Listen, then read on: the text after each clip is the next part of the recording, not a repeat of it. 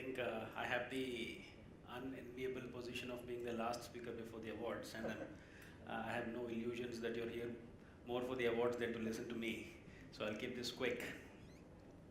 And education historically has never been, let's say, the most sexy of fields, right? So, AI/ML use in education and e-learning is very, very rudimentary at this point.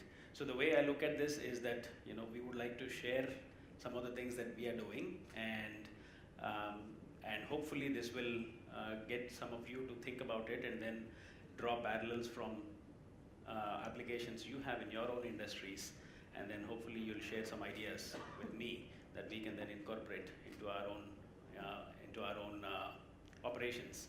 Yeah. So I'll quickly give you some context as to what we do, so that what I'm going to speak after that makes sense. So Great Learning is a 6-year-old company. We help folks learn new skills, new competencies in all the areas of the digital economy, a big part of which is what we're talking about here: AI, machine learning, data science, and so forth. And what we do that through high quality and impactful learning experience. Our programs are all long duration, in-depth programs, and we think of them as a new age substitutes for your traditional master's programs. Yeah, and we have learners with ages ranging from 20 to 60. There are people who are vice presidents and CTOs of companies who are doing our programs to learn new things, and it's actually very inspiring watching them do that.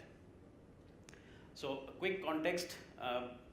So we are about 5.5 years old. We've delivered 6 million hours of learning, across which we have a rating of more than 4.5 out of 5. So a lot of emphasis on quality in what we do. And over 10,000 folks have done our programs. Our programs range from 6 months to 1 year long, and most of the people who are doing those are working professionals such as yourselves. So they do put in a lot of effort in doing these things, and they're able to achieve very substantial career transitions because of that. So these are all the areas in which our programs are focused on. So our biggest is analytics, which we started with 6 years back. Business analytics is when we are generally regarded as the market leader in this area in India. For the last 5 years, we've largely been focused on India. In the last countries, I'm going to talk about that. So data science, machine learning, AI, business analytics are what we have traditionally done. Now we have a few more that we are doing. The best part is that people are doing these programs not for the love of learning, but it's really for achieving career success and career transitions and growth. So 2/3 of our learners achieve the transitions within 6 months after completing our programs, and 80% within 8 months. Within 12 months of completing the programs, and really that is the test. So people with no background in data science, taking up data science jobs, that's really the transformation that we are enabling. We partner with several leading academic institutions in the world, which includes UT Austin, Stanford, Purdue, IIT Bombay, Great Lakes, and largely for expertise, their faculty. And we have a methodology and a way of doing things where, with a little bit of investment of the faculty time from these institutions, we are able to magnify the impact of learning through substantial use of technology. That's what we do. As I mentioned, we've now expanded beyond India. We have learners now from a dozen countries, growing quite fast. Singapore actually is our second largest market right now after India. So there's a lot of people from here that are beginning to take our programs. Our learners are there across all the companies that you would generally think about. Over 400 companies employ our alums, and 200 companies we have formal relationships with. Okay, so that's the background. So now I'm going to talk about what the topic here actually is, which is how are we using AI, machine learning, data science in the learning process, right? How are we doing that to achieve various things that matter in the learning process, right? So if we think about the learning life cycle, it's this. There's this input, folks coming in, enrollments. There is the process, which is the learning journey that these folks go through. And then there is the output, which is the career outcomes that folks have, right? This is the learning process.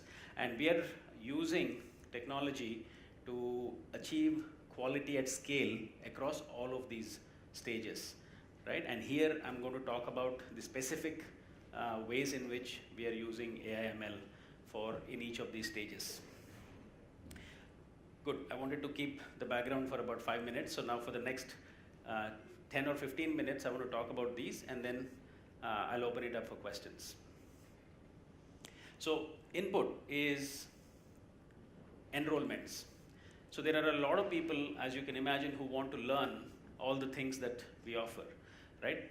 Across the digital economy, everybody is trying to not get outdated, everybody wants to be current, and so a lot of people want to do it, right? So the question is, how do we make sure that the right people are doing the right things, right? We don't want folks to come in and try to do things that are not appropriate for them. So the first is admission screening to fit mutual expectations. So we have tens of thousands of people, now it's actually gone into hundreds of thousands of folks who want to do these programs.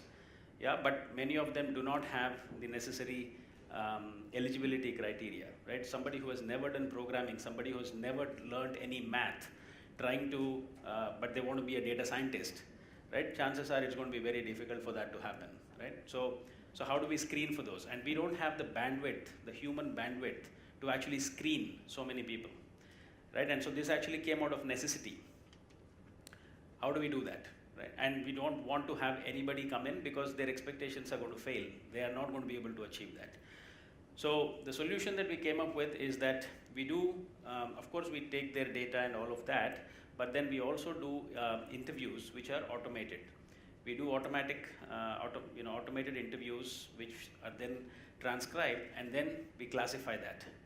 We classify those transcribed conversations and detect to see if it fits our criteria or not, right? And we find that 80% of the time that does the job, right? So we are screening them for their background, we are screening them for their expectations.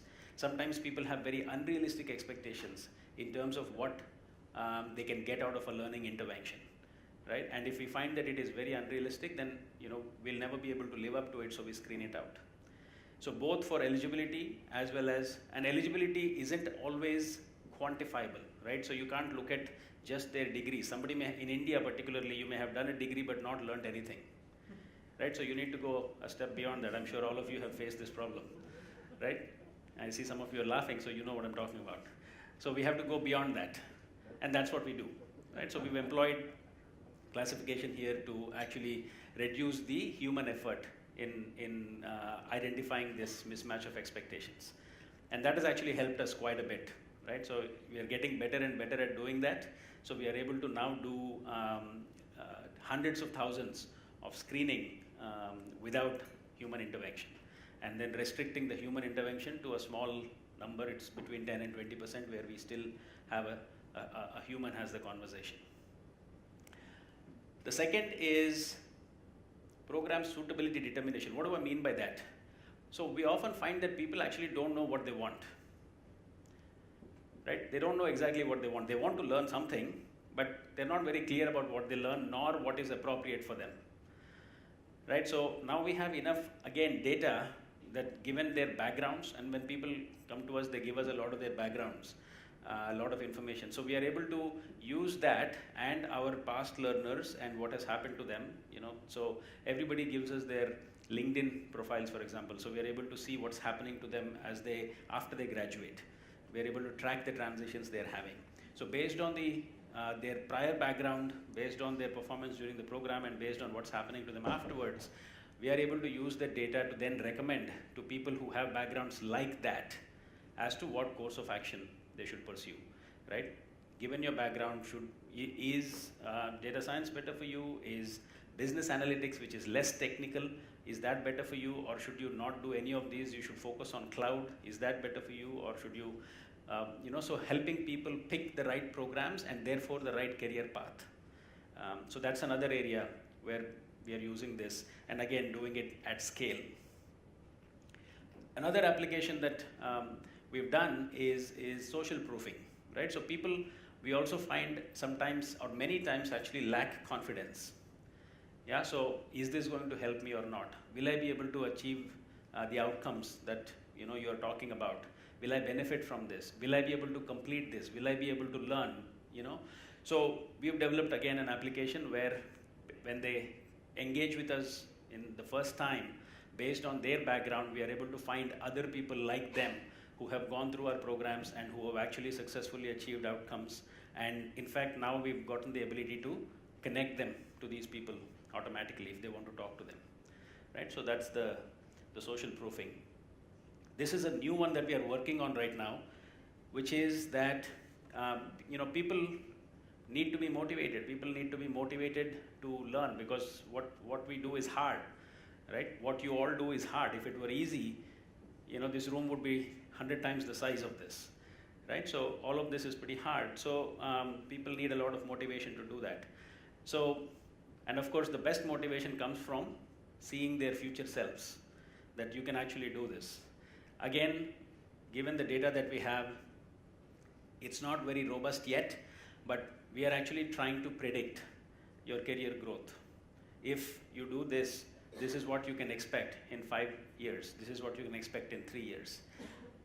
As our data set grows, we are able to get, we will be able to get better and better at doing this. So that's something that we are building as well. So these are all the ways in which we are using machine learning at the input stage.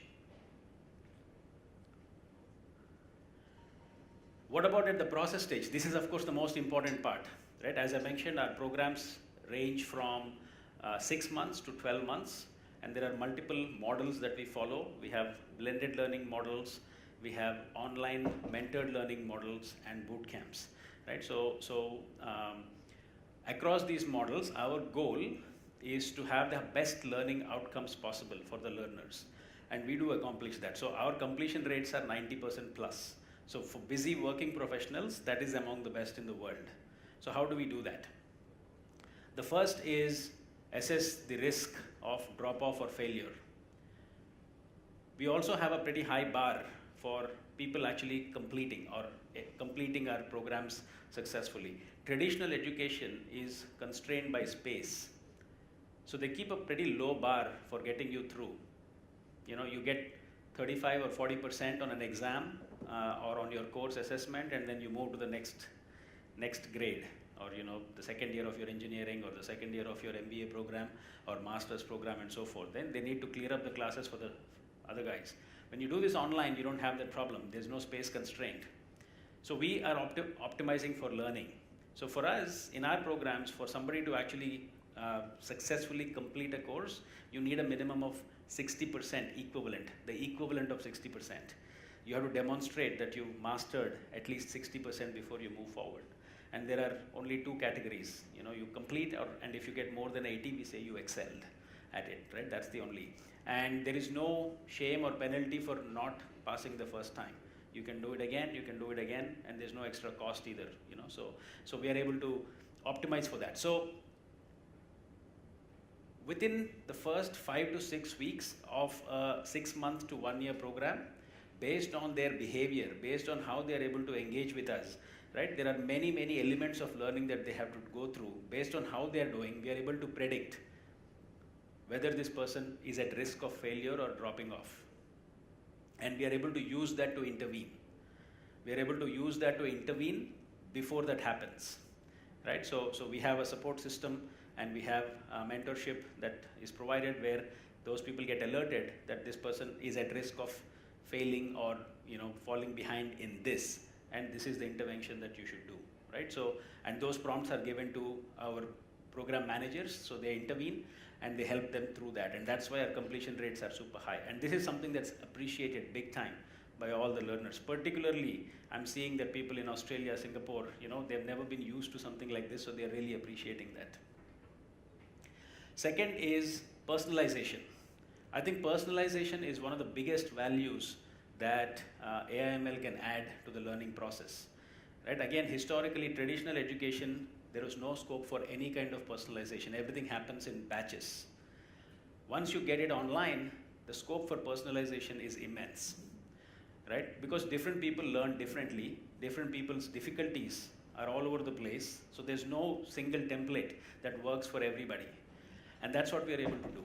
right? When we see people struggle with one area versus another area, we can do something about it, right? If you're not understanding things at a conceptual level, we can give you more material, real time, for you to figure that out. If you're struggling with application, we can give you sample solved problems for you to look at and go through, right? So we can actually personalize the learning experience. That's something that we are able to do quite successfully. The third is mentorship. As I mentioned, one of the unique characteristics of our learning model is that there is a mentor who is a practitioner, such as yourselves, from the industry, who is assigned to you throughout your learning journey. And you go through that learning journey in small cohorts, small groups of 5 to 10 people. So how do you assign this mentor? That's something that we've automated as well, right? So, and this is done on a few dimensions. One is, of course, the industry. We'd like to pick people from the same industry as, or as close to the folks in the cohort. Second is experience level. There's no point taking, you know, a deep learning expert from Google and assigning them to people who are just beginning to learn analytics or statistics or, you know, something like that. That doesn't make any sense, right? It's a waste of this person's time, and these people more often than not get intimidated. So we're able to calibrate the level so that people are mentored by folks who are just better than them, who are, you know, just 2 or 3 levels above them and not 7, 8 levels above them. So that kind of matching, we found, is also important and actually yields good results. The fourth is content curation. There's a lot of very useful information, particularly when it comes to applications.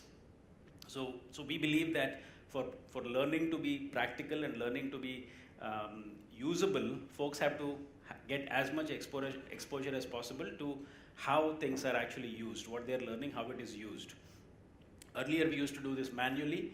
Now we have the ability to source case studies and source material from a lot of credible sources around the world, and then, you know, figure out which of those is better compared to something else based on how often it is shared and so forth, and we curate this, and then we have a stream that goes on to our learners automatically.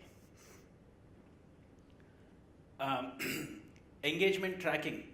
This is now work in progress.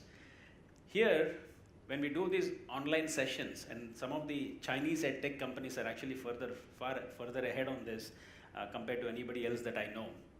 So when a mentorship session happens, by looking at the people, their body language, and their engagement, you can tell whether they are understanding or not. Okay, whether you're following something or not.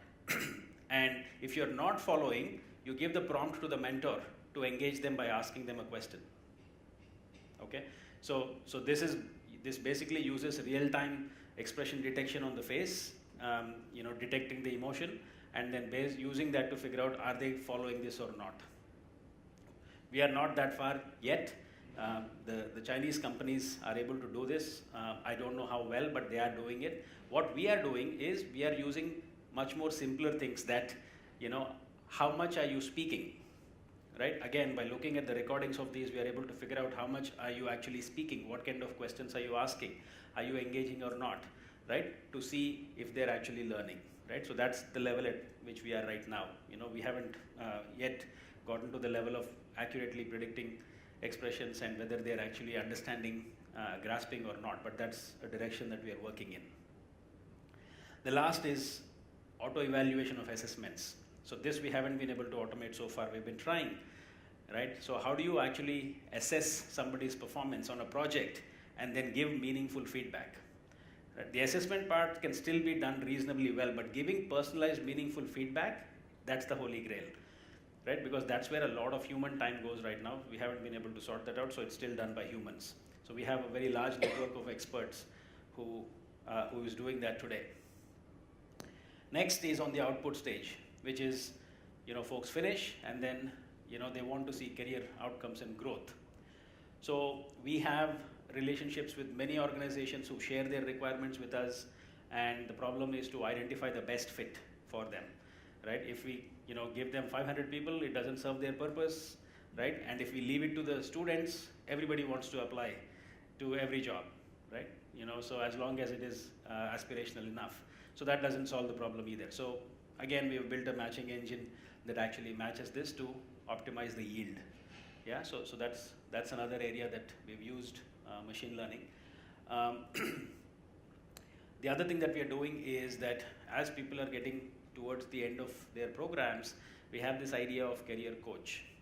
Okay, so people that are today working in areas where you aspire to get to, so we can match you with them automatically and then connect you to them so that you can get career guidance from them, so that you can prepare for interviews, you can actually get mock interviews done to see how well you do.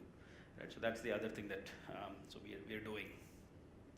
So that's basically what we've done so far. It's still early days, long way to go. I believe that the things that we are developing actually have applicability across education. At some point, we will make these available for others to use. At some point, we will bring these things into traditional education so that we can improve learning outcomes across the board. But that's what we've been doing so far. So I'll pause here. If there's any questions, I'm happy to take. If there are ideas that I can take back and use in our programs, I'd welcome them. I'll pause here. Thank you. Thanks. Hello. Thanks for sharing. One quick question is how the mentor and coach model works. Can you elaborate more how you integrate experts on different domains and industries? Thanks. Yeah. So, 4 or 5 years back, when we started our online programs, we started like everybody else. In fact, the founder of Coursera, Andrew, is my classmate from graduate school, right? So, we used to talk fairly regularly, and so we also said we'll do the MOOC model, and we realized very quickly that it doesn't work, right? And then the next thing that we tried was saying, oh, you know what, we're going to basically take the physical classes and what happens there and put it online by having faculty do live, right? We've noticed that doesn't work either, right? It's just not engaging, people check out, doesn't work.